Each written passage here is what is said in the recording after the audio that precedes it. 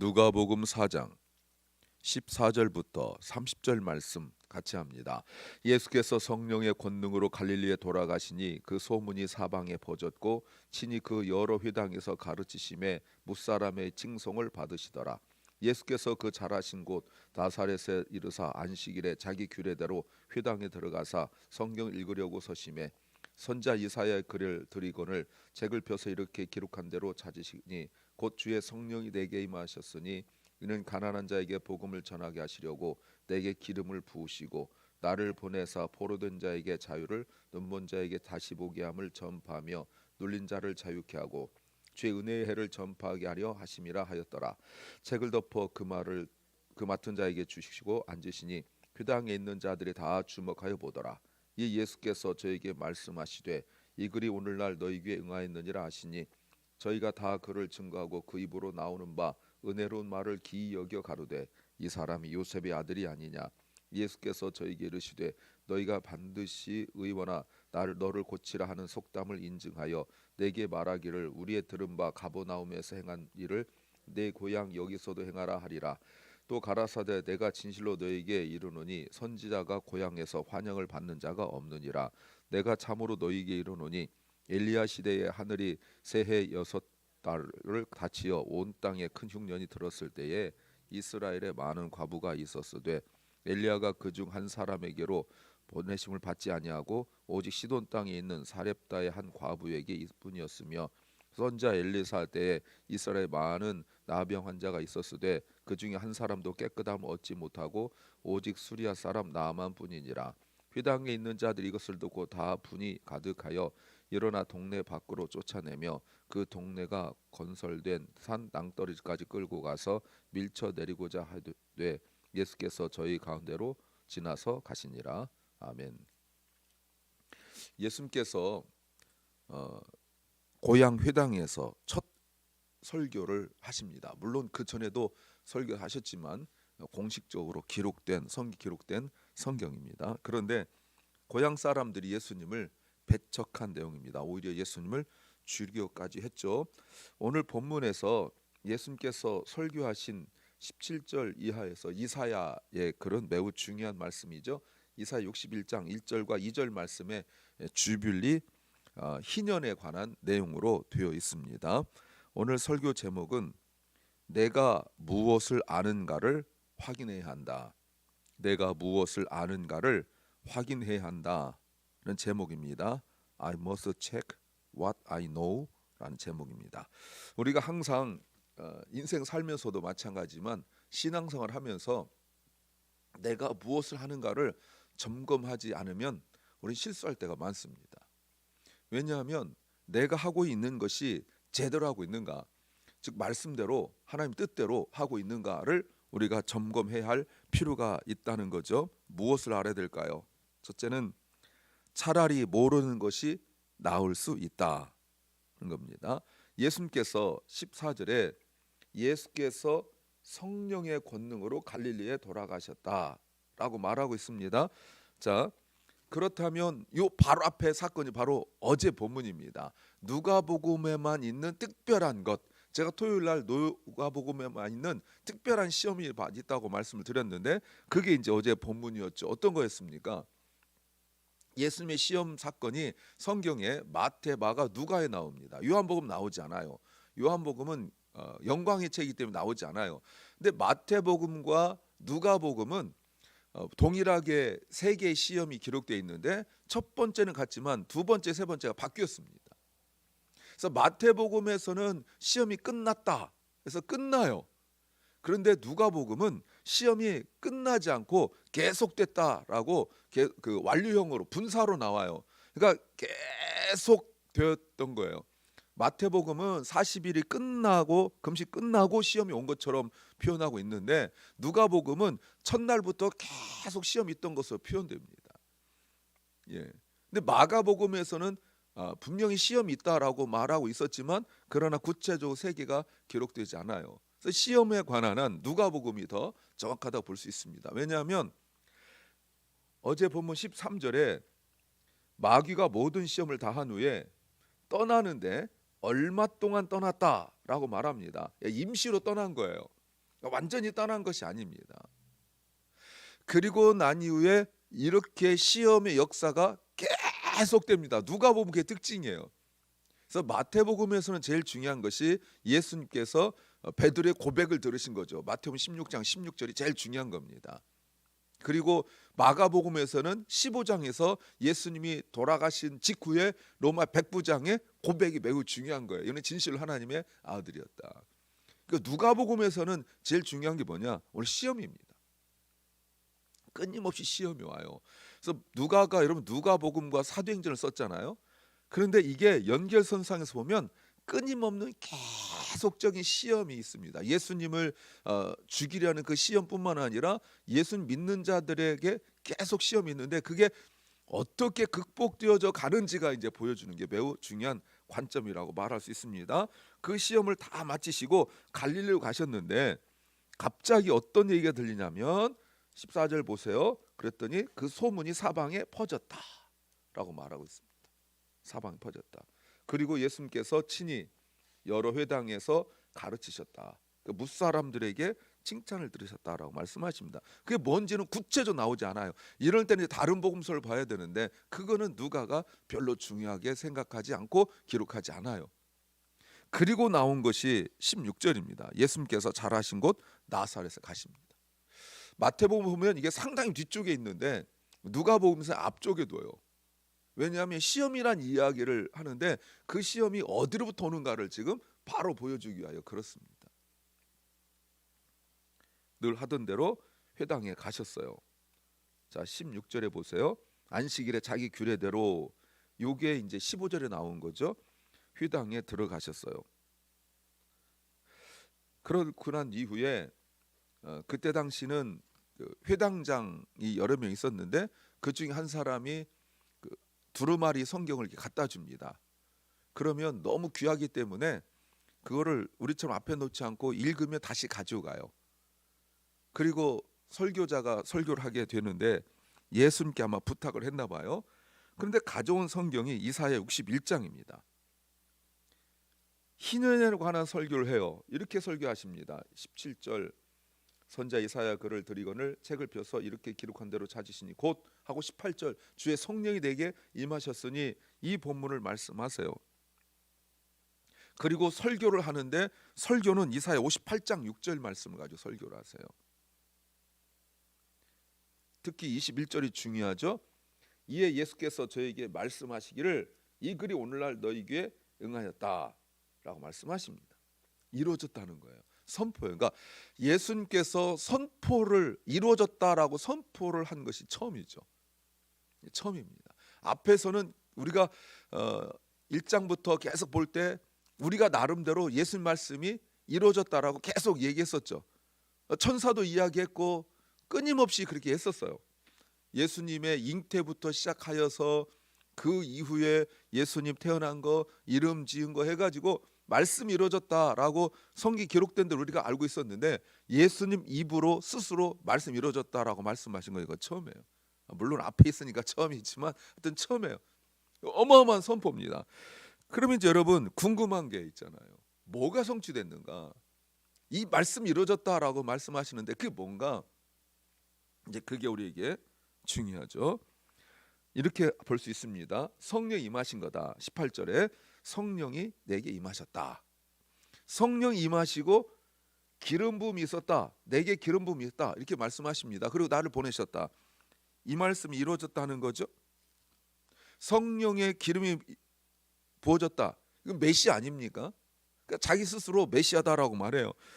자, 제가 얼마 전에 말씀드렸지만 메시아됨의 가장 큰 특징이 뭐라고 말씀을 드렸죠? 병 고치는 게 아닙니다. 병 고치는 거라면 밑에서 예수님께서 고향에 왔을 때 사람들이 소문을 듣고 말하기를 이런 말을 했어요. 23절 말씀에 우리가 가버나움에서 네가 했던 일 기적들을 들었는데 여기서 내봐라 이렇게 말합니다. 예수님이 안 하시죠. 안 하십니다. 뭐가 제일 중요하죠? 메시아됨의 특징은 이것입니다. 18절 말씀에서 보시면 눈먼 자에게 다시 보게 함. 이게 메시아의 특징이에요. 그러니까 구약에서도 오늘 대표적으로 거론된 분이 엘리야와 엘리사입니다. 그러니까 구약에서 굉장히 길지만 많은 일들을 하셨지만 이렇게 누군가를 고치고 살리고 한 기적을 베푼 분은 엘리야와 엘리사밖에 없어요. 다른 분도 모세가 병든 산 고쳤다 이런 말은 없습니다. 홍해는 갈랐지만, 예. 그리고 구체적으로 이런 분이 없어요. 대표적으로 어떤 그 치유의 역사에 대해서는 엘리야와 엘리사가 대표적인 분이에요. 근데 이 두 분이 많은 죽은 사람도 살리고 이런 거 했었는데 이분들이 못한 게 뭐냐면 눈먼 자를 고치는 거예요. 눈을 뜨게 하는 것. 그러니까 메시아됨의 특징이 뭐냐?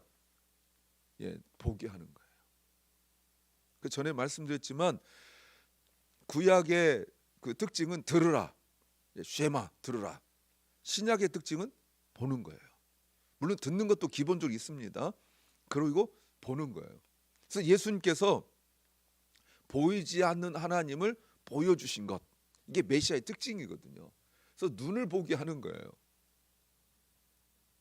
이게 메시아의 특징이에요. 병든 자를 고치고 가난한 자의 복음을 증거하고 이런 정도가 아니라 메시아됨의 특징이에요. 그런데 22절에 그곳 반응 사람들이 감격하는 것이 아니라 그 은혜로운 말을 기여겨 이 사람이 요셉의 아들이 아니냐라고 말해요. 이게 무슨 뜻입니까? 자기들이 안다는 거죠. 자기들이 안다는 거예요. 근데 정말 아는 걸까요? 3장 23절 말씀에 요셉의 아들 분명히 나옵니다. 요셉의 아들이에요. 사람들이 알고 있는 수준이 거기까지였었어요. 그런데 우리는 알고 있죠. 3장 38절 말씀에 하나님의 아들, 하나님부터 쭉 족보가 이어지는, 땅에 속한 아담으로 끝나는 것이 아니라 하늘을 열고 성령 임하신 하나님의 아들로서 이미 바로 앞에 3장에서 나온 거예요. 그리고 4장에서도 마귀가 3절 말씀에서 만일 하나님의 아들이거든 이라고 말하면서 정체성을 이야기한단 말이죠. 근데 마귀도 알고 있는 거를 알고 있다고 말하는 사람들이 모르는 거예요. 얼마나 안타깝습니까, 여러분? 그래서 차라리 몰랐더라면, 예수님이 육체적으로 요셉의 아들이란 것을 몰랐더라면, 차라리 몰랐더라면 더 예수님을 의지하고 자기들의 그 문제를 해결하고 예수 믿지 않았을까요?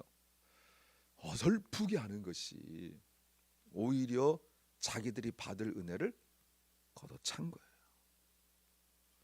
두 번째는 정말 좋은 기회를 붙잡아야 한다. Seize a truly good opportunity.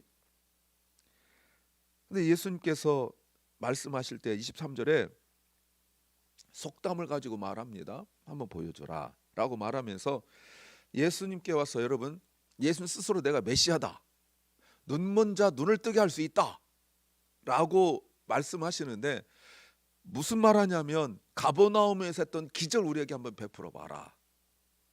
그들의 관심이죠. 14, 15절에서 예수님께서 하셨던 그 기적을 보고 싶은 거예요. 내 문제를 해결해야 되죠. 내 문제를. 그런데 그저 보고 싶은 거예요. 성경에 기록되지 않은 많은 기적을 분명히 주님께서 베풀어 주셨을 거예요. 예수님께서 자기들에게 오셨는데 관심이 다른 곳에 있어요. 그런데 22절에 의도적으로 저희가 다 그를 증거하고 그 입으로 나오는 은혜로운 말씀이라고 분명히 말씀하고 있습니다. 놀라운 말씀이라고 분명히 이야기하고 있죠. 놀라운 말씀, 자기들도 놀라는 거죠. 예.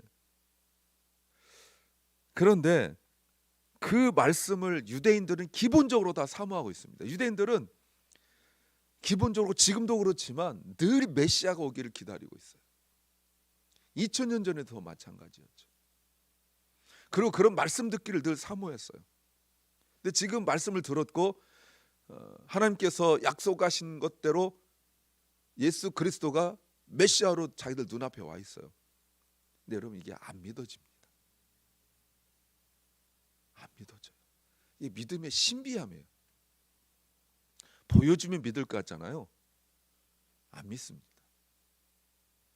많은 믿음 없는 사람들이 하나님 원망하고 이러면서 내가 원하는 거를 해결해 주면 믿을 것 같지만 안 믿습니다. 안 믿어요.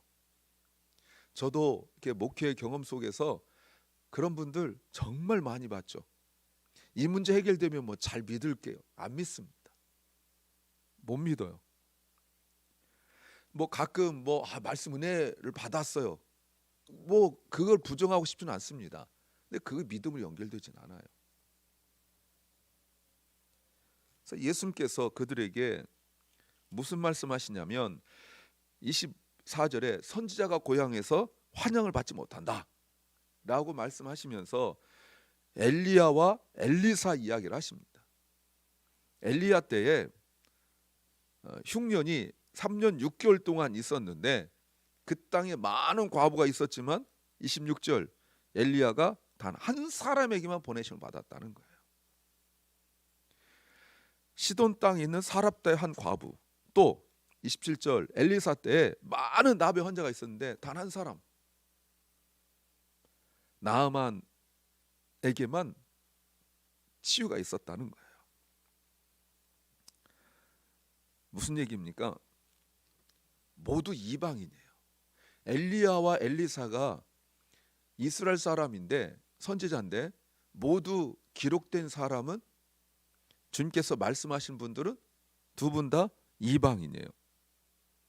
그래서 오늘 본문과 이야기해 보면 복음을 거부하여 복음이 이방인으로 넘어가는 것을 미리 말씀하시는 거죠.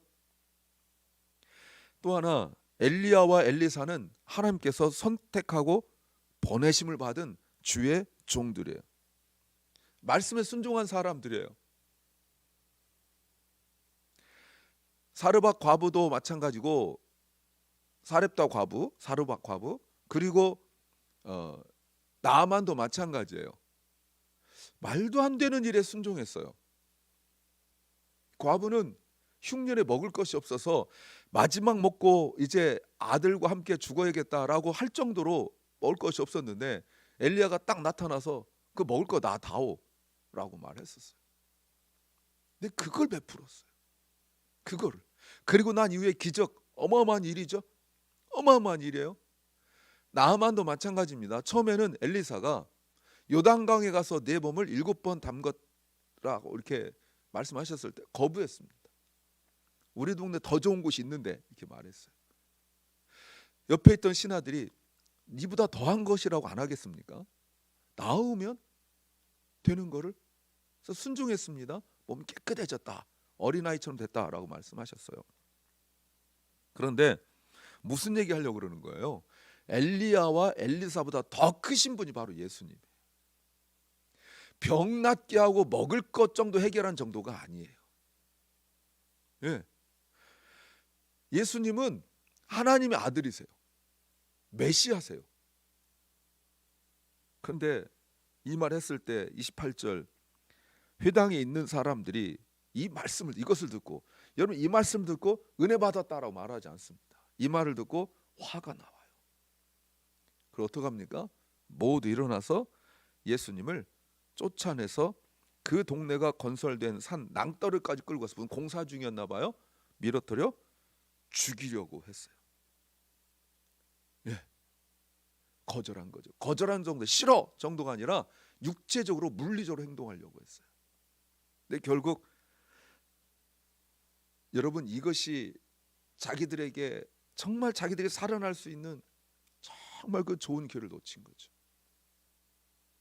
이것이 또한 바로 앞에 13절에서 마귀가 잠시 물러난 일에 드러난 일이에요. 마귀가 이제 드러나지 않습니다. 마귀로 드러나는 것은 나중에 뒷부분에 가서 가룟 유다 속에 들어갔다라고 할 때 그때 이제 등장하게 될 것입니다. 자기들이 살아날 수 있는 은혜 받을 수 있는 좋은 기회를 놓쳐버리고 말았어요. 세 번째는 나의 가는 길을 점검해야 한다는 겁니다. I need to examine the path I am taking. 본문에서 지금 강조하고 있는 게 뭐냐면 15절 말씀에 예수님께서 가르치셨다. 친히 여러 회당에서 가르치셨다. 늘 하시던 일이라고 말하고 있습니다. 18절 말씀에서도 가르치셨다. 그리고 21절 말씀에서도 말씀하셨다. 심지어 23절 24절 말씀에 예수님께서 저에게 말씀하셨다. 이때 말씀하셨다는 것이 계속 말씀하셨다는 거예요. 그리고 24절에도 내가 진실로 너에게 이르노니 말씀하시는 거예요. 지금 어떤 상태입니까? 앞에 있는 사람들은 지금 화를 내고 막 죽이려 하고 막 이렇게 지금 분을 끓고 있고 막 부글부글 말씀 들으면서 부글부글 하고 있는 상태인데 예수님은 계속 가르치셨어요.